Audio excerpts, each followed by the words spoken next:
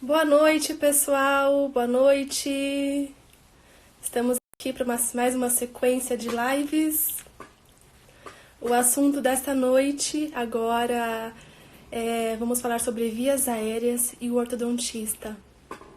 O que será que nós precisamos enxergar no nosso paciente para enriquecer o diagnóstico e o plano de tratamento dele, né? Nessa questão. A partir de agora, a gente vai entrar nos assuntos mais funcionais nas próximas 3 lives agendadas e eu convido vocês para estarem conosco, tá? Bom, vamos falar um pouquinho sobre o convidado de hoje, o Fernando, o professor Fernando Pugliese. Ele é especialista em ortodontia, mestre pelo Centrinho como eu e como a Isa. Ele teve a oportunidade de fazer parte do seu mestrado fora do Brasil, na Case Western Reserve University, em Cleveland, Ohio. E lá é um dos maiores centros de pesquisa de vias aéreas. E ele vai compartilhar com a gente um pouquinho sobre sua experiência lá, tanto como ortodontista como pesquisador, porque ele ainda colabora com algumas pesquisas, né, uma ligação entre as universidades aqui. Além desse currículo, nós nos conhecemos no mestrado, como a Isa, e nós temos cursos juntos, né? Alguns planos de cursos juntos. Ano passado nós recebemos juntos mais de 100 ortodontistas nos cursos de ancoragem esquelética, e nós temos a especialização também, uma das únicas especializações que tem um intercâmbio com uma faculdade fora, então nossos alunos terão a oportunidade de participarem de um módulo internacional. Então é uma parceria muito bacana aí, que já faz um tempo que nós somos amigos e é muito legal trabalhar com ele. Então eu vou chamá-lo agora para subir com a gente, para vocês conhecerem e para a gente conversar um pouquinho. Vamos lá, Fernando, fique a posto aí. Aqui para assistir. Oi! Olá, tudo bem? Tudo bem? Boa Tudo noite. bom? Boa noite. Como vai? Tudo certo, tudo bem. Então tá bom. Esse é o Fernando, pessoal. Olá, pessoal, tudo bem? Vamos conversar um pouquinho de vias aéreas, né, Fer? Vamos sim. Primeiro, eu agradeço a apresentação. Nós já nos conhecemos há algum tempo, né? Então, eu agradeço a oportunidade de estar na live aqui também para a gente conversar um pouco sobre nossa As profissão. meninas, legal. A Cindy aqui, a Cindy fez um trabalho de apneia obstrutiva dos sonos em crianças no ano passado, Legal. né, Cindy? E as nossas alunas aí. Bom, Fernando, conta pra gente um pouquinho o que é a apneia obstrutiva do sono. Dá uma introdução nesse assunto. Uhum. Pessoas. A apneia é uma doença muito grave, né? Que traz risco para a vida dos portadores dessa doença.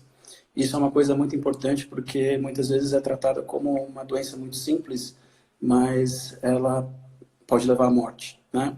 É uma doença que ela impede, muitas vezes, ela dá um distúrbio quando o paciente está dormindo, ele não consegue chegar nas fases mais profundas do sono, né? Que são as fases onde a gente mais tem o restabelecimento corporal e do cérebro também.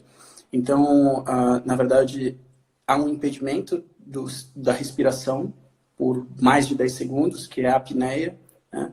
E aí o paciente dá aquele engasgo ou faz algum barulho e ele acorda, né? Ele não consegue chegar na última fase do sono. Então, isso, na verdade, é a apneia obstrutiva do sono. É obstrutiva porque essa parada da respiração, ela se dá por uma obstrução das vias aéreas superiores, um colapso das vias aéreas superiores, que pode acontecer por diversos fatores, na verdade. Legal. Já é bom dar mais essa introdução, né? E me conta uma coisa. O que esse assunto tem a ver com a gente? Quais são os impactos da OSA? É assim que fala? OSA, né? OSA? Sim, o OSA é a parte americana, né? Isso. Na vida dos nossos pacientes. Qual é o impacto dela na vida dos nossos pacientes? Uhum. Eu acho que para a gente é uma coisa muito importante da gente conhecer a doença. A primeira coisa, a gente conhecer antes de tentar pensar em tratamento ou coisas assim. Legal. Mas na vida, no impacto dos nossos pacientes, a vida dos pacientes, isso é muito importante porque é diferente. A gente tem que dividir entre pacientes adultos e pacientes mais jovens, né? O impacto nos adultos é um impacto muito devastador na vida dos adultos. Os adultos, a princípio, durante o dia, eles apresentam sonolência, cansaço, isso diminui a produtividade no trabalho, aumenta o risco de, por exemplo, acidentes de carro, né? Porque a pessoa acaba dormindo durante o dia porque ela não conseguiu dormir tudo à noite. Além de ser já reconhecido e comprovado cientificamente, de aumentar muito o risco de hipertensão, diabetes, aumentar também o risco de doenças cardíacas, ter mais arritmia e outros impactos até que pode causar a morte do paciente. É bem sério, Então, né? não, é muito sério. Isso são nos adultos, né? Nos adultos, então, você tem um comprometimento mais sistêmico. Nas crianças, isso também às vezes é muito importante porque nós somos ortodontistas e a gente acaba tendo um contato com muitas crianças, né? Por causa da nossa profissão. Nas crianças é um pouco diferente, tá? Então, as crianças, eles têm... quando o paciente não consegue dormir, quando criança, ele tem muita dificuldade, por exemplo, na escola, né? Então, ele tem aquele transtorno de déficit de atenção e aprendizado. Então, pode ser uma criança que apresenta uma hiperatividade muito grande, né?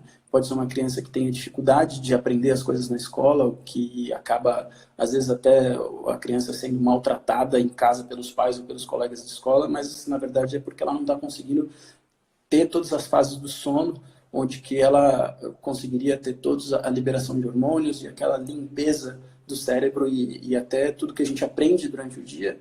Na verdade, esse aprendizado é sedimentado quando a gente está dormindo, né? Então, as crianças elas sofrem muito por causa disso. É um assunto de ordem interdisciplinar, né? É bem importante entender isso, que a parte médica é fundamental. Mas conta pra gente aonde o ortodontista se encaixa nesse assunto. O que a gente pode contribuir para uma criança ou um adulto nessas condições? É muito importante, na verdade, o papel do ortodontista, não só do ortodontista, mas do clínico geral, quando ele atende a pessoa, né? Mas do ortodontista por uma coisa principal que a gente vai conversar já já. Para nós, né, o mais importante, como que eu já falei, é a gente conhecer a doença, né? E a gente saber que isso é uma doença. Essa é a primeira parte, entender quais são os fatores etiológicos, o que a gente pode encontrar no paciente, né, para a gente tentar começar a entender o risco do paciente ter essa doença. Então, essa é a primeira parte, que é onde a gente entra para falar do problema. A segunda parte é que é uma doença multifatorial, como você mesmo falou. Então, não serão os ortodontistas que vão fazer o tratamento da apneia obstrutiva do sono, mas, na verdade, ele tem um papel, para mim, muito importante, que é na avaliação do risco do paciente apresentar essa doença, né? Então, como a gente tem muito contato com crianças e adolescentes, essa avaliação do risco, às vezes, traz uma mudança de vida para o paciente, né? Para os adultos também. Claro que a gente vai entrar na parte de conversar sobre a questão do tratamento, mas o tratamento tem várias opções de tratamento. Tem o padrão ouro, que a gente vai conversar, que é o CPAP, mas alguns pacientes que não são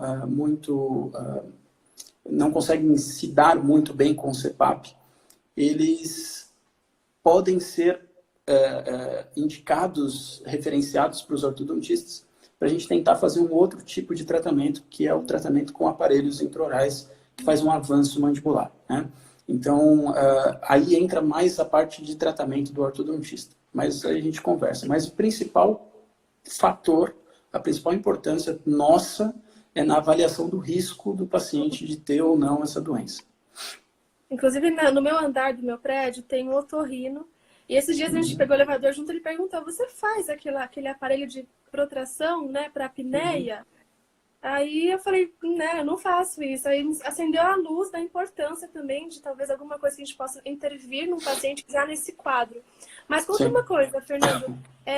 tem algo antes da intervenção, como você mesmo disse, por exemplo, numa anamnese, que eu possa direcionar para tentar buscar essa informação para o nosso paciente? Uma anamnese ou até um exame clínico, sem ser os exames complementares ainda. Tem alguma coisa sobre isso? Sim, sim. Na verdade, é a parte mais importante. Durante a anamnese, que é o que a gente tem de mais rico para fazer a avaliação do risco dos pacientes de terem apneia ou não, que a gente tem alguns questionários, né, que a gente pode ter nos nossos dia a dia, normal do consultório. Todo paciente novo ele tem que responder esse questionário. É um questionário super simples. Tem questionário que é para adulto, que é o Stop Bang, e tem um questionário que é para crianças, que é o PSQ, né? São dois questionários já prontos. O questionário Stop Bang, que é para adultos, eles são 8 perguntas, né? Tem perguntas sobre, por exemplo, peso, índice de...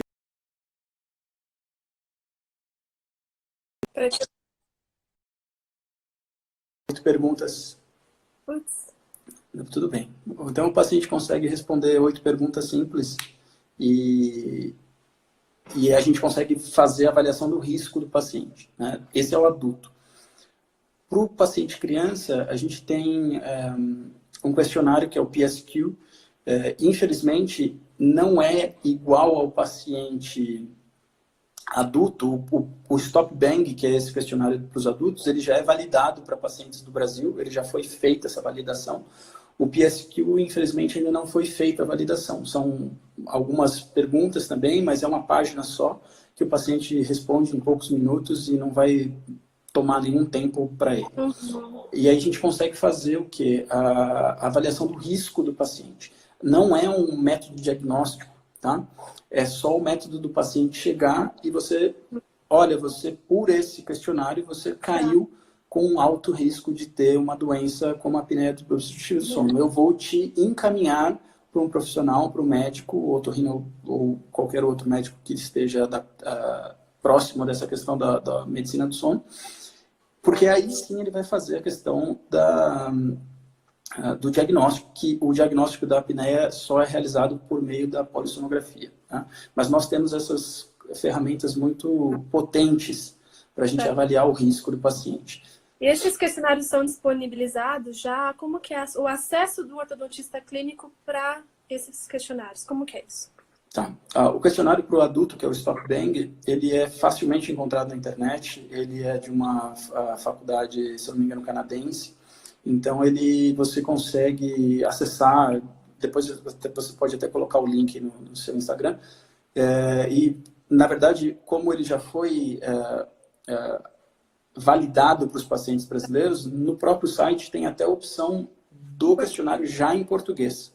Né? Então, isso é só baixar, se você quiser colocar o seu logo da sua clínica lá e entregar para o paciente, porque isso é uma ferramenta muito potente que a gente tem. Tá?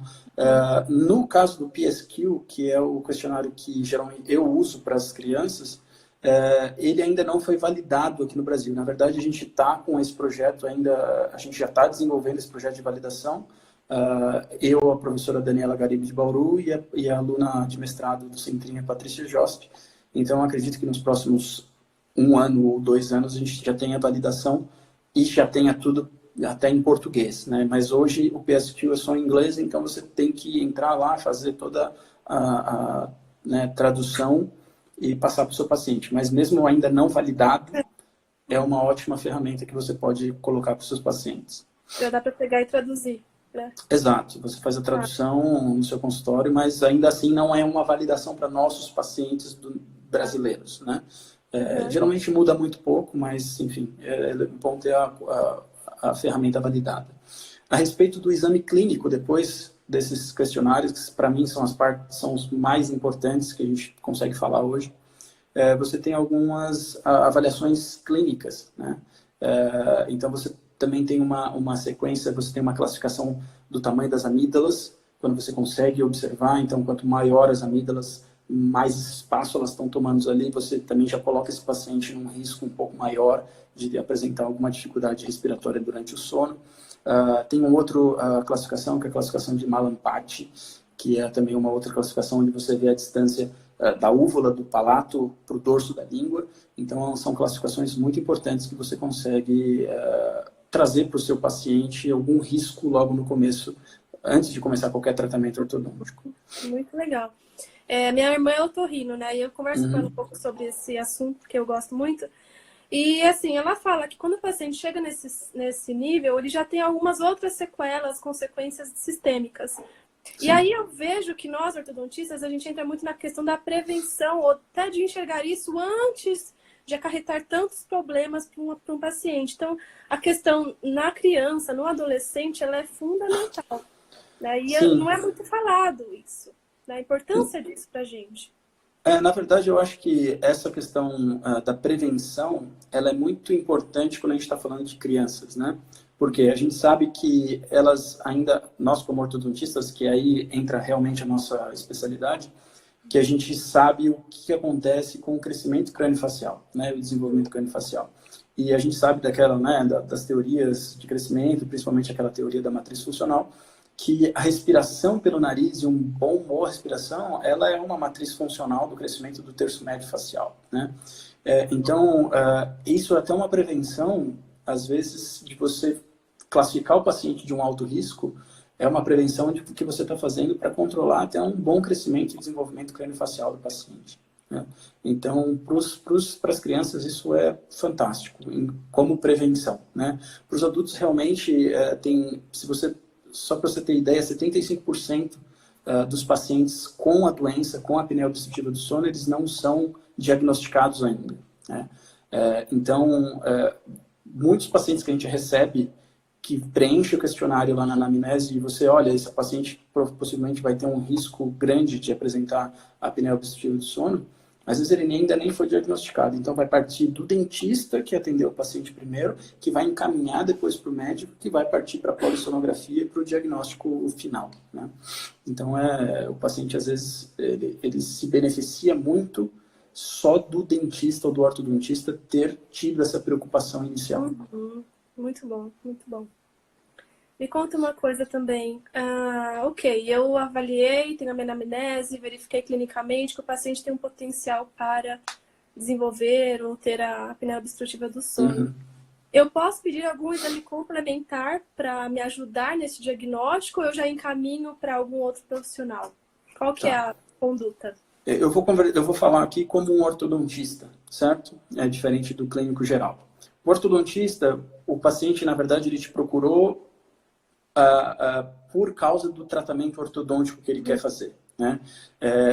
Como todos os ortodontistas sabem, nós temos alguns exames complementares que a gente pede para o tratamento, para o planejamento do tratamento ortodôntico, que são as radiografias, teleradiografia panorâmica, modelos, fotos e algumas outras coisas.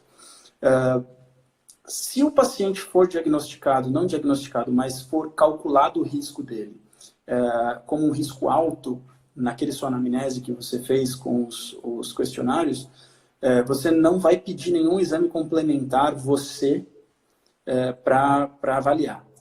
Lá nos Estados Unidos, é proibido o dentista, cirurgião dentista, fazer pedido de polissonografia. Eu acredito que aqui no Brasil é possível o dentista fazer o pedido.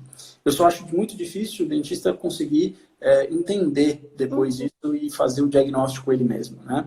Mas eu sei que é possível, tá? Mas pensando em exames complementares, como, por exemplo, a tomografia de feixe cônico, ela não é indicada para você pedir só por causa da anamnese ou de tentar ver alguma coisa das vias aéreas, tá? Você não vai pedir tomo por causa disso. Você vai pedir o tomo, por exemplo, se for um paciente que você precisa da tomo para fazer o planejamento do seu tratamento ortodôntico. E aí, já que você já tem esse exame complementar, você pode usar como uma outra ferramenta para analisar as vias aéreas do paciente, tá? A respeito de exame complementar, eu acredito que todo mundo aqui que é ortodontista e, né, já passou pela especialização, você consegue saber que, mesmo na 2D, que é a teleradiografia, você vai correr lá na análise cefalométrica de máquina-Mara, e ele já tinha essa preocupação, né, com a questão das vias aéreas. Então, você tinha duas medidas ali lineares mesmo, que era orofaringe e nasofaringe, que você tinha uma distância ali anteroposterior daquela luz das vias aéreas superiores.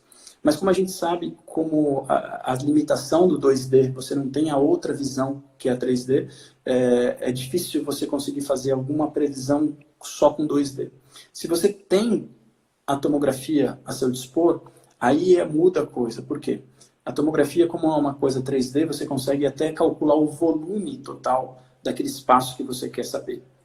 Isso, claro, com o auxílio de alguns softwares, como, por exemplo, os softwares pagos, como Dolphin, como On Demand, em vivo, ou até às vezes você consegue fazer a segmentação por um software gratuito, open source, que é o IDK Snap, que você consegue ter acesso. É um pouco mais complicado de você trabalhar com ele, mas depois de algum tempo de trabalho e de manejo, tem uma curva de aprendizado que você consegue se você tiver a tomo. Mas você não vai pedir tomo para saber sobre isso, entendeu?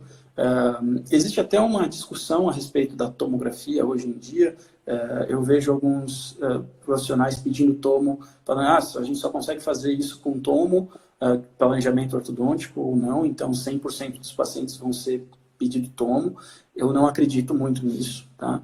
Apesar de que a quantidade, né, a exposição da radiação hoje em dia diminui muito com a evolução das máquinas dos tomógrafos.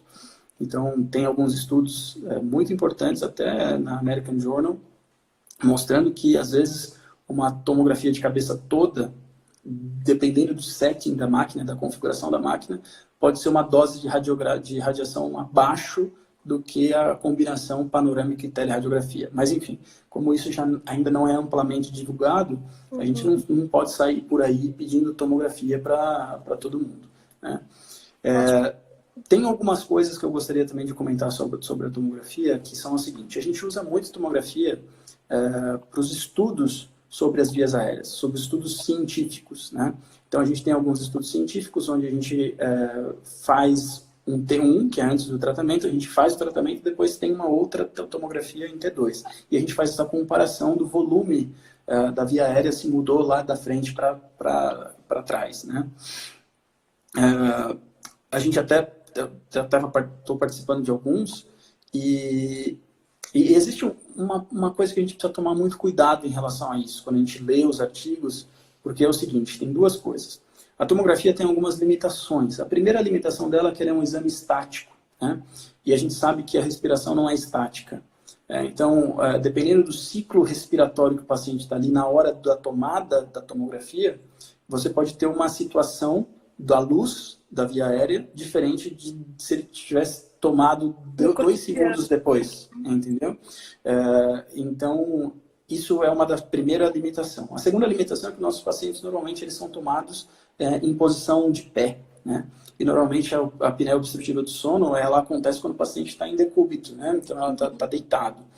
Isso também é outra coisa que muda totalmente a via aérea e como as paredes da via aérea são impactadas com a posição que o paciente está. A terceira delas, tem alguns estudos muito recentes, um deles até dos brasileiros de Araraquara, do Jonas Bianchi, eu lembro que ele está nesse artigo, foram também foram publicados na American Journal, e tem um do Pliska, do Benjamin Pliska, um canadense muito famoso por estudar muito essa parte das vias aéreas, que eles começaram a demonstrar que, na verdade, a via aérea, a tomografia não é uma ferramenta tão boa assim de você estudar a via aérea, né? Então, por muitas coisas. Primeiro, que para você medir as coisas nos programas ali, você precisa de um threshold, né? Então, isso é muito dependente de quem está manipulando, primeira coisa.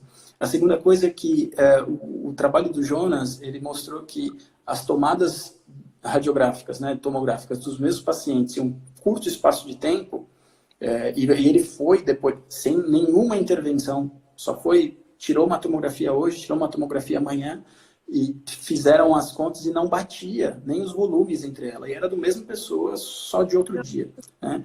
Então, a gente tem que tomar muito cuidado para a gente saber o que a gente está fazendo, analisando a tomografia computadorizada também. Muito legal.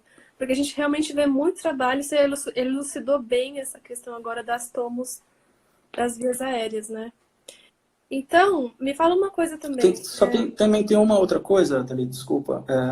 A questão, a gente às vezes se apega muito ao volume e à mínima constrição da via aérea. Só que não tem nenhuma ligação científica entre volume e constrição da via aérea com os exames, os resultados de polissonografia, que indicam a obstrução, a doença, né? Uhum. Então, às vezes o paciente tem uma mínima constrição muito pequena, que é uma luz muito pequena da via aérea superior, mas mesmo assim o paciente não demonstra os elevados índices do IH, né, que é o índice de apneia ou hipoapneia.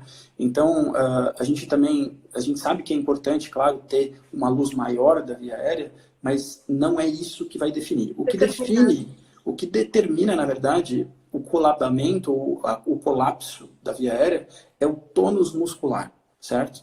Então, a doença, a apneia obstrutiva do sono, ela não é ligada com a parte física da estrutura da via aérea superior, mas sim mais com o tônus muscular. Então, às vezes, a pessoa tem uma super luz grande, um raio muito grande, só que ela não tem tônus muscular para segurar aquela luz. Então, quando ele deita e dorme, ele faz um colapso e ele fica lá e tem a apneia de 10 segundos sem respirar. Entendi.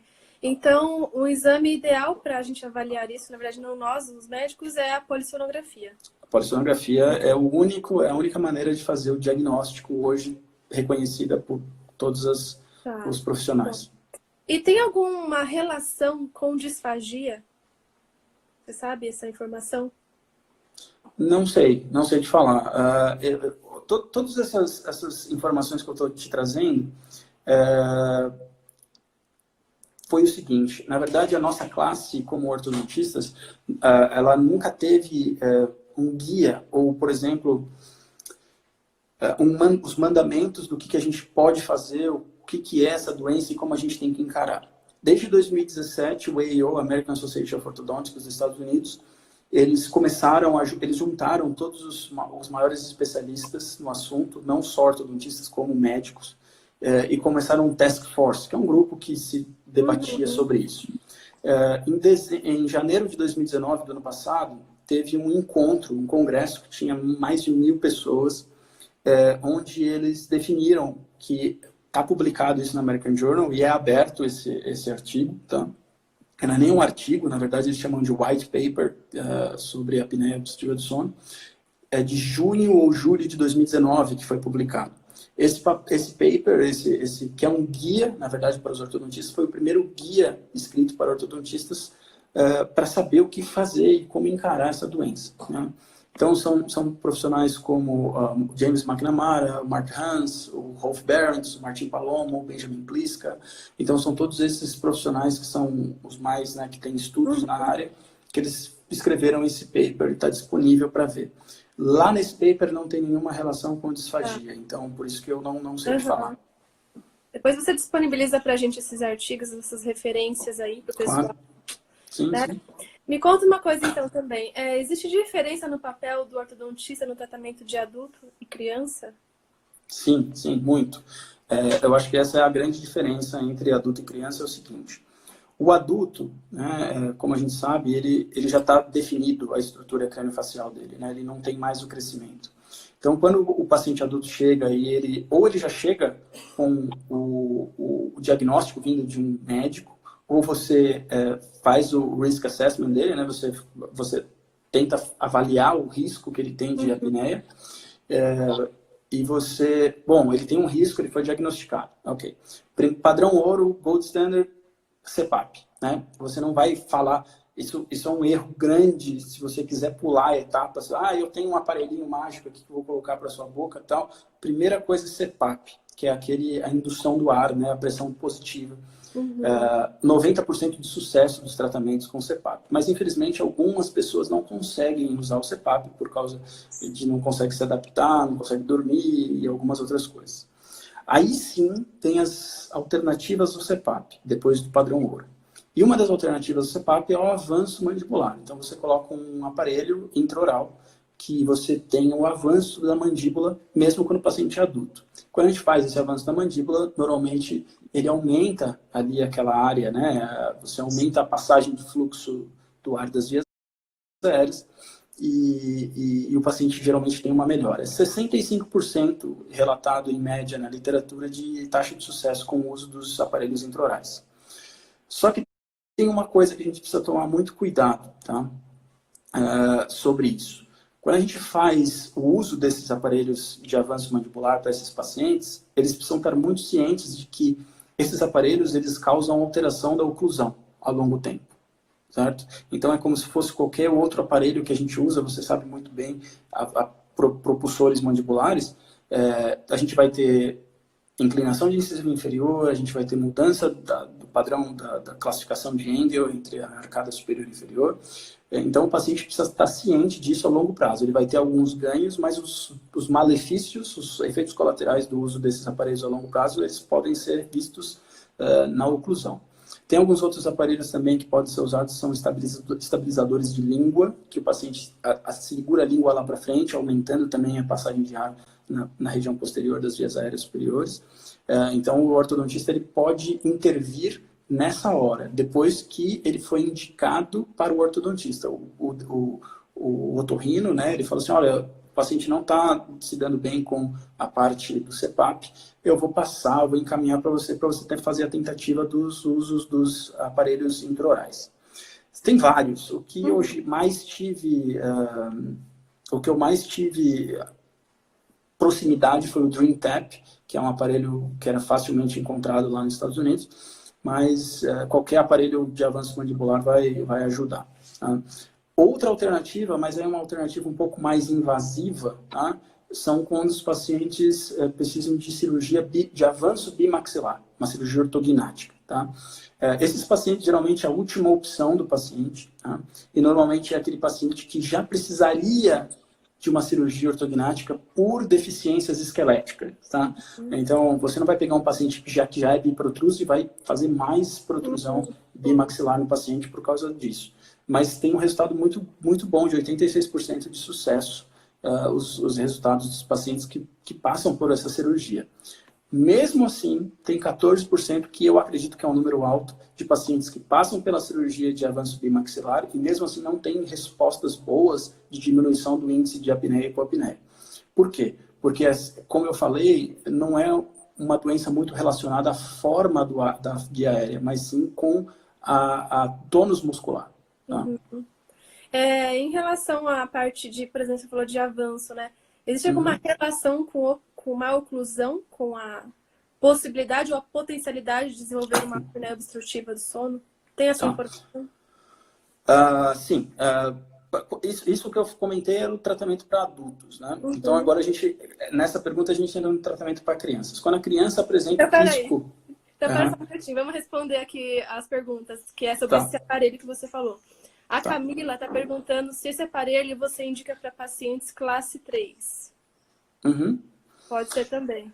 Pode ser, porque o paciente, na verdade, o paciente classe 3, ele vai ser usado... o paciente classe 3, na verdade, quando ele vai no seu consultório, dependendo do grau de severidade da desarmonia entre maxila e mandíbula, a indicação é cirúrgica, né? Primeiro ponto. A gente está indo sempre na alternativa. Depois ele passou pelo CPAP, puxa, não conseguiu usar, aí o otorrino falou assim, olha, eu vou te encaminhar o paciente novamente para você tentar fazer a terapia com aparelhos intraorais. O paciente classe 3, ele vai poder usar por quê? Ele vai avançar mais um pouco a mandíbula, tá?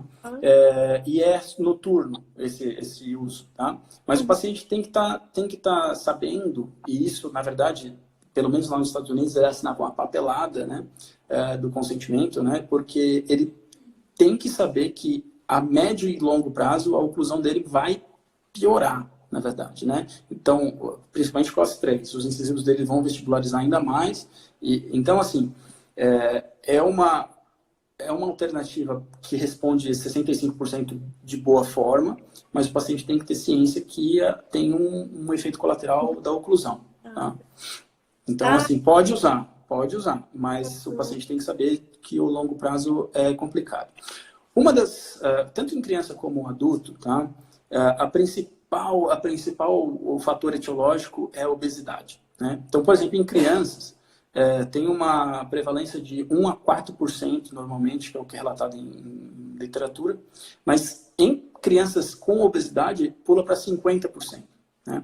E em adultos também. Então, assim, antes de qualquer coisa, o paciente tem que ser instruído a mudar hábitos de vida, né?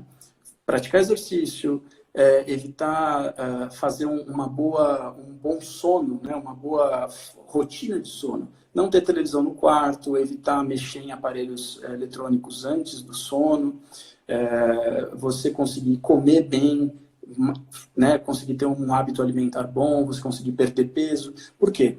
A circunferência do pescoço está até no stop bang, que é o neck, o N do bang, que é o neck size, né?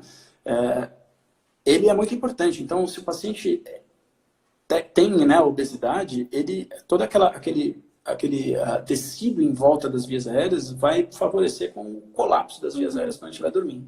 Né? Então, assim, quando a gente conversa de aparelhos intraorais, é uma ótima ferramenta, mas antes dos aparelhos intraorais, o paciente precisa ser, assim, explicado tintim por tintim para ele, porque se às vezes ele muda os hábitos dele de vida, ele já vê uma melhora muito grande, né? Muito bom. Ah, mas assim, Wanda, pode falar, pode falar. a Wanda está falando aqui. Oi, Wanda. Aparelhos para pacientes com apneia devem ser muito bem desenhados para não fazer danos, certo? Sim, sim. Tem um paciente que usou o aparelho e hoje irá para ortognática, com perda de 4 incisivos e 2 implantes. Foi encaminhado por uma aluna. É difícil você falar que todo esse problema foi causado só por causa do aparelho, né? Então a gente não sabe qual que era a higiene do paciente, enfim. Mas isso, o paciente tem que saber que um aparelho de avanço mandibular, mesmo quando usado em adultos, tá? Porque a gente tem muito aquela coisa na cabeça, eu fazer um avanço mandibular em paciente que está crescendo para ter ortopedia e tal. Mas, na verdade, se você faz um avanço mandibular em pacientes adultos, você vai ter o resultado dento-alveolar. Dento-alveolar. Né? Então, é como se você colocasse um Forceps, um PowerScope, ou mesmo um Bionator em paciente adulto, você vai ter os efeitos dos incisivos inferiores vestibularizando, você vai perder aquela relação interarcos de Engel que você tinha. Então, todos esses efeitos colaterais, o paciente precisa estar ciente. Né? Tá. Antes da gente ir para as crianças, a Camila está perguntando se esse aparelho pode comprometer a ATM. Não compromete não, porque é um avanço mandibular durante a noite e não compromete não, porque você tem todo o estiramento dos ligamentos da ATM e isso não é uma coisa que você vai afetar. Quando a gente entrega, eu não queria entrar tanto nesse assunto de tratamento com os aparelhos intraorais, mas quando você vai entregar o aparelho, você já não entrega na protrusão máxima para o paciente. Você faz isso de maneira gradativa. Por quê? Às vezes o paciente ele já tem algum problema, isso a gente sabe da ortodontia, né? Às vezes já tem alguma disfunção, só que não é sintomática, né? E quando você começa até com um aparelho ortodôntico, você começa a criar uns pontos de contato prematuro ali durante o tratamento, o paciente começa, doutor, começou uma dor aqui, né? Então, assim, quando você entrega o paciente, você faz gradativo. Se o paciente reclamar ou se queixar de alguma coisa, você já percebeu que caiu naqueles quase 40% que não são indicação de uso do aparelho intraoral. Legal. Ela está perguntando também, se, por exemplo, tem um paciente para tratar ortodontia com a gente. Qual que é a melhor fase para intervir com esse sistema? Eu acho que com esse aparelho aí de avanço. De avanço? Pacientes adultos. Pacientes adultos, tá? Se o paciente precisa fazer ortodontia, tá? Você vai fazer ortodontia no paciente. Tá? E aí depois ele faz o avanço mandibular. Tá? Eu nunca atendi o paciente que veio precisando de uma orto, assim, só que não conseguia respirar, tinha muita apneia, né? Então, para esses pacientes, se o paciente tiver um problema de apneia, aí é indicado outra coisa durante o tratamento, que a gente sabe que o tratamento ortodôntico leva mais tempo, normalmente 1, 2 anos, então o paciente ele precisa ser tratado, na verdade, com outro tipo de por exemplo, o CPAP durante o tratamento e depois ele pode ser tratado com um avanço mandibular com os aparelhos para ronco e apneia. E esses pacientes, uma pergunta da Lígia, se a gente indica para quais profissionais? Fono também? Não, geralmente não. São profissionais da área médica, otorrino. Se você pegar, eu procurei, na verdade, no CRM, no CFM, não existe uma especialidade hoje da medicina do sono, certo? Então, existe como se fosse uma especialidade meio não divulgada, mas não oficial, mas geralmente são otorrino. Otorrino, ou aí depois entra a parte também do médico que trabalha com a parte hormonal. Então, esses Endócrino. doutores endócrinos, esses médicos, eles podem ser indicados, mas a fono não. Vamos Para falar isso, um não. pouquinho da parte infantil, então, das crianças? Sim, sim. Então, a parte infantil, o tratamento é totalmente diferente do tratamento do adulto, tá? Por quê? Na verdade, quando a gente pega um paciente criança com alto risco, tá? Ele primeiro ele precisa ser tratado se o paciente for obeso, por exemplo. Então, essa é a primeira coisa. Então, no seu consultório, você precisa ter esse controle do peso e altura do paciente. Você precisa ter uma balança no seu consultório. Às vezes eu vejo alguns colegas que não têm esse cuidado de medir isso dos pacientes e ele está perdendo uma grande informação ali que ele poderia estar. Né? Então você vê, às vezes o paciente está ganhando peso ali nos seus 6 primeiros meses, olha, tem alguma coisa, você já foi diagnosticado, não diagnosticado, mas você já foi visto, avaliado como um alto risco para ter apneia obstrutiva do sono, então a gente precisa também ter cuidado com isso. A apneia obstrutiva do sono, ela está ligada muito a dois fatores crânio-faciais, né? Claro que as anomalias craniofaciais também são ligadas a isso, como, por exemplo, a sequência de Pierre-Robin, ou a fissura lago-palatina, ou algumas craniostoses. Mas quando a gente fala de pacientes sem anomalias, a retrognatia, a retrusão do mandibular é uma dos fatores, talvez, etiológicos, né, que você tenha uma possibilidade de ter mais risco de apresentar apneia obstrutiva do sono, e também a atresia de maxila. Né? Claro que ainda tem, isso é uma coisa que é super importante de falar, nós não vamos tratar as crianças preventivamente, fazendo expansão maxilar quando não precisa, na verdade, né, esqueleticamente, por causa da apneia obstrutiva do sono. Mas, geralmente, quando aquele paciente chega com uma atresia maxilar, você faz, sim, né, a questão da expansão rápida de maxila, e apesar de a parte científica não ser tão boa, há indícios muito fortes de que melhora muito a questão do índice de apneia e hipopneia quando a paciente faz a expansão rápida de maxila, pelo menos naquela hora. E o avanço mandibular também está ligado ao aumento da luz da via aérea superior. Só que assim, o avanço mandibular, tanto quanto a protração maxilar nos pacientes classe 3, eles têm o resultado de abrir a luz, né, aumentar o volume da via aérea superior.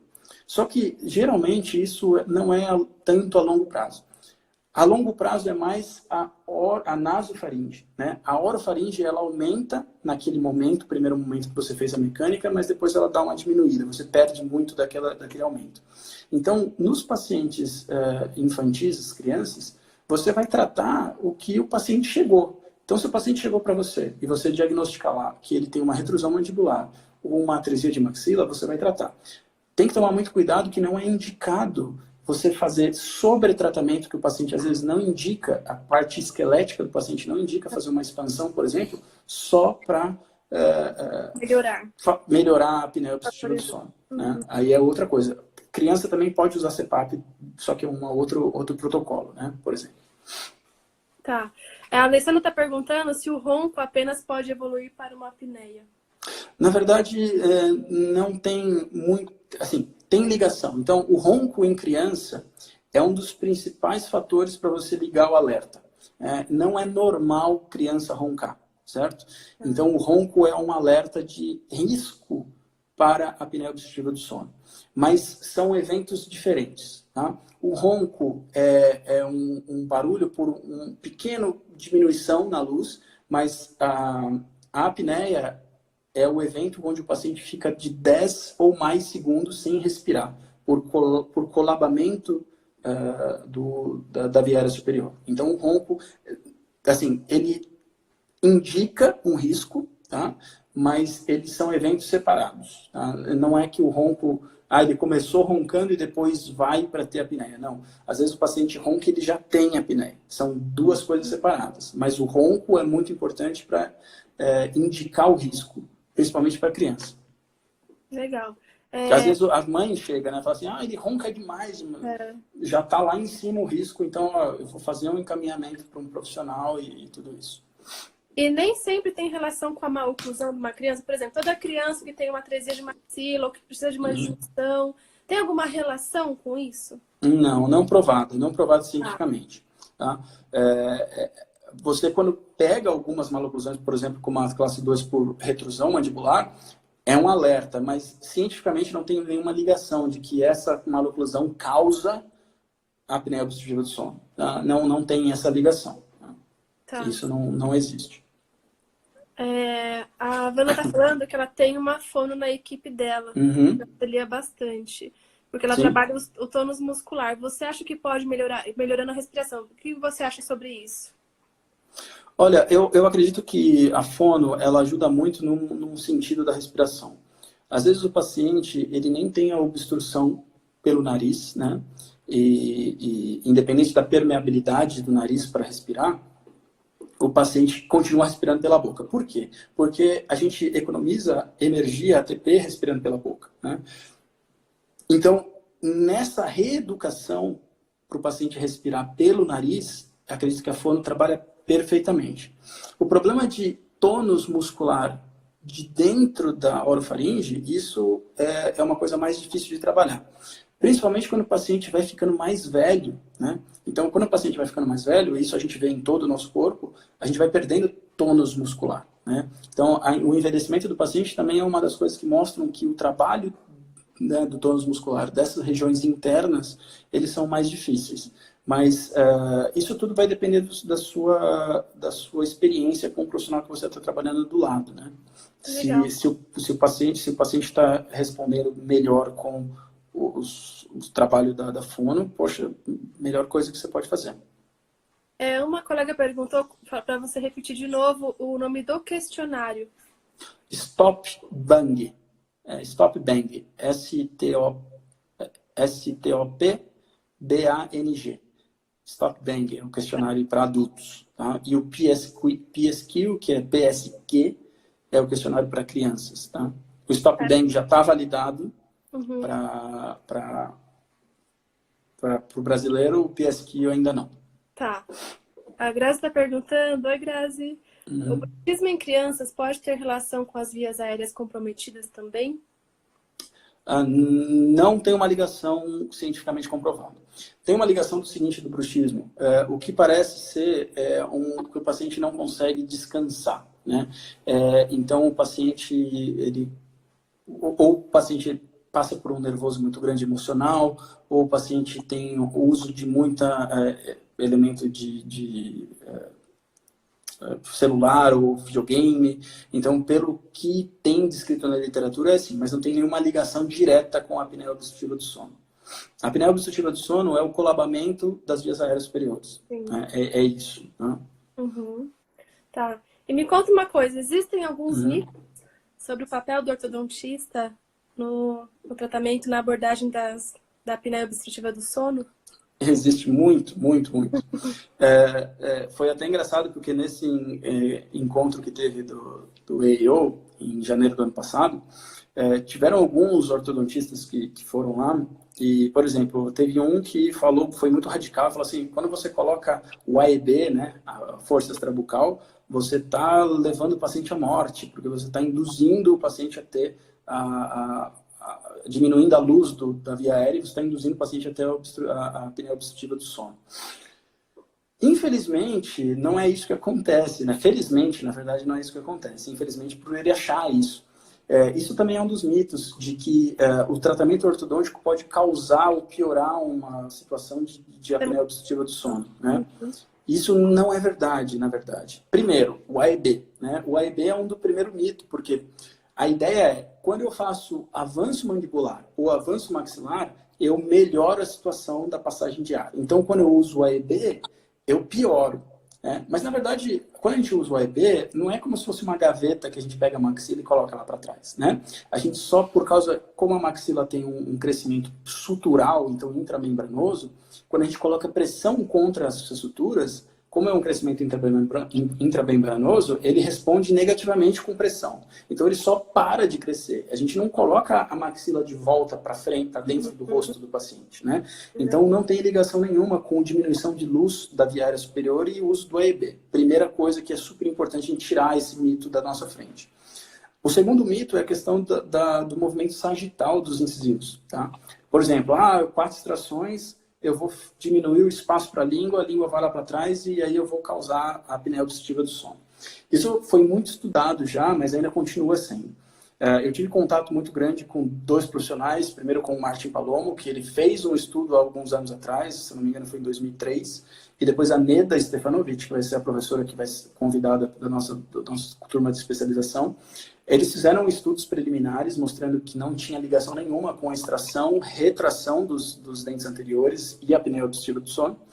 E quando eu estava lá na Case Western, nesses 2 anos, a Noha Urabi, que foi uma das residentes, que eu acredito que você até conheceu no AAO, ela é uma residente egípcia e ela ganhou o prêmio do melhor projeto científico do AAO dentre todos os residentes dos Estados Unidos. E o projeto dela, na verdade, era o quê? Era uma revisão sistemática, que é o topo da pirâmide científica, a respeito dessa questão de extração e apneia obstrutiva do sono. E na revisão sistemática dela, que foi entre Case Western e a Universidade de Alberta, no Canadá, com o Floris Mir, que é um dos principais nomes dessa questão da revisão sistemática, eles demonstraram muito claramente que não tem nenhuma ligação entre extração, retração e desenvolver a apneia obstrutiva do sono. Então, esse é outro mito que as pessoas precisam parar de pensar. Outro mito é em questão da frenectomia, certo? Ele é médico, Charles Guilleneau, ele fala muito sobre essa questão da frenectomia e fala muito sobre a questão da apneia obstrutiva do sono. Frenectomia da língua, da língua presa, né? Eu vou fazer a frenectomia para tratar, porque a língua consegue ficar para frente e melhora a questão das vias aéreas. Isso também é outro mito. Na verdade, isso é conhecido cientificamente, que só tem algum efeito sobre a apneia obstrutiva do sono em frenectomias realizadas até 1 ano de idade. Que nem é para isso, a pessoa nem sabe que tem apneia 1 ano de idade, né? Mas depois disso, você pode fazer a frenectomia que não vai mudar nada. Então, são alguns mitos que são legais de comentar. Tá, legal. A Wanda perguntou sobre compensação dentária em padrão 3. O que você acredita? A compensação dentária em padrão 3 é o seguinte, muitas pessoas me perguntam, essa é uma pergunta muito clássica. Como a gente sabe que vai compensar o padrão 3 ou ir para a cirurgia? Né? Para mim, uma das chaves para você pensar em compensação ou não é a questão da inclinação dos incisivos superiores, dos inferiores. Tá? Como a síntese é diferente, né? A gente não tem o que movimentar ali dos incisivos inferiores, e muitas vezes o padrão 3 ele já vem compensado, os incisivos inferiores já vêm bem lingualizados, você às vezes não tem o que fazer na compensação. Mas essa lingualização dos incisivos inferiores, quando você faz esse movimento para compensar o padrão 3, não tem nenhuma ligação com gerar a apneia obstrutiva do sono. O resumo, a conclusão desse white paper, que vocês podem ter acesso da American Journal e está aberto. A American Journal é uma revista fechada, um periódico fechado, mas esse, por ser um guia para todos os ortodontistas do mundo, ele é aberto. É de julho de 2019. Mas a gente também pode colocar para o pessoal. A conclusão é que o ortodontista ele tem um papel muito importante na avaliação do risco do paciente ter ou não a apneia. Ele não vai tratar, ele não vai diagnosticar e ele não vai causar. Tá? Então, a gente tem que tomar um pouco de cuidado em relação a diagnóstico com tomografia cone beam, que não é isso que diagnostica. A gente tem que tomar cuidado com o tratamento, porque aquele nosso tratamento com aparelho intraoral, ele é um tratamento que ele traz alguns efeitos colaterais, né? E tem 65%, não só, mas 65% de sucesso. E causar também, que a gente não causa com nenhuma mecânica ortodôntica, a gente não causa apneia obstrutiva do sono. Então, essa conclusão eu acho que é muito importante a gente trazer, né? Mas o risco, acessar o risco que o paciente tem é muito importante. Teve um dos trabalhos realizados enquanto eu estava lá, de um dos residentes, que foi a capa de um das American Journal, que foi a quantidade a quantidade de pacientes que entravam no serviço de ortodontia da universidade e do departamento, e eles todos passavam por esse PSQ, que era o questionário. 7%, tá, de crianças foram avaliadas como alto risco para a apneia obstrutiva do sono. Eu acredito que 7% é um número muito elevado. De 100 pacientes seus, mais ou menos 7 apresentarão esses sintomas de nem moderado, é de alto risco, de grave apneia obstrutiva do sono. Então, esses questionários, eu acredito que é o que a gente tem de mais poderoso. E esses questionários, tanto o Stop Bang, que é para adulto, quanto o PSQ, que é para criança, eles têm uma sensibilidade altíssima. O PSQ começa com uma sensibilidade, o Stop Bang começa com uma sensibilidade de 85% de chance de captar o paciente que realmente tem a gravidade. Legal. O PSQ tem 40% de preditivo positivo. O que quer dizer isso? 40% dos que foram avaliados como alto risco realmente serão alto risco, serão diagnosticados com apneia obstrutiva do sono. E só 1% de preditivo negativo. Ou seja, só 1% dos pacientes que deram negativo vão ter apneia obstrutiva do sono. Então, é uma sensibilidade muito grande desses. Então, são ferramentas que todo ortodontista precisa ter. Né, gente, passou o tempo que a gente nem viu, Fer. É verdade, é verdade. A gente vai disponibilizar, então, esses links para vocês, tudo que ele falou, dos artigos, dos questionários. Foi muito enriquecedor. Obrigada, Fernando, por colaborar e compartilhar seu conhecimento. Foi muito gostoso mesmo conversar com você. E, gente, tem aqui o Instagram do Fernando, tá? A gente dá curso na SPO. Quiser conversar com ele mais sobre isso, eu vou deixar o link de tudo que ele falou aí para vocês, tá bom? É verdade. Vamos combinar mais, né? Que essa live já tá, né, ensaiada faz tempo, né, Fer? Pra gente sim, é verdade. É verdade. Deles. Sim.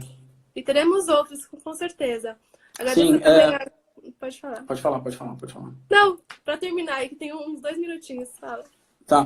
Não, é que eu acho que é um assunto muito importante, que é de âmbito multidisciplinar, né? Que o ortodontista tem a chance de ter vários pacientes, principalmente criança, então a gente consegue acessar o risco do paciente ter ou não. E é uma ideia, na verdade, que a gente sempre teve de até um curso presencial, porque a gente tem muito material, né, de mostrar tratamento e mudança de apneia de via aérea, então também é um assunto que a gente tenha o potencial de trabalhar ainda mais. Eu vou disponibilizar os artigos para a Thalita, então ela pode disponibilizar para vocês. E também, se tiver outras perguntas que não deu tempo para a gente responder aqui, se vocês quiserem refazer, a gente responde em direct ou WhatsApp numa boa. E vamos fazer mais lives, né, Fer? Ou então, como você falou, um curso presencial, depois que passar esse Covid-19 aí. Sim, com certeza. Tá bom?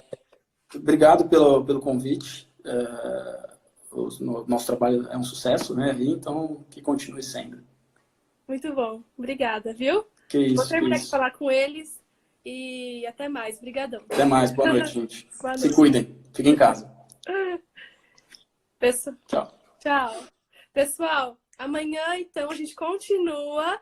Amanhã a gente vai falar com a doutora Isabela Pacheco sobre a medicina do sono e o papel do cirurgião dentista. Acaba que relaciona bem com o que o Fernando falou hoje para vocês, tá? Espero vocês, será às 16 horas, tá? Aqui no Thalita Galassi, né? Vocês gostaram, gente? Muito bom, né? A gente vai ter mais encontros, tá? Já tô com uma lista aí de pessoas, de colegas e de assuntos. Obrigada, Bárbara. Obrigada, gente. Obrigada aos nossos alunos de especialização que prestigiaram, os nossos amigos da USP. Muito, muito obrigada, Camila, Wanda. Amanhã às 16 horas estaremos aqui conversando nessa quarentena, né, sobre ortodontia. Tá, pessoal? Obrigada. Ai, é isso, você tá aí.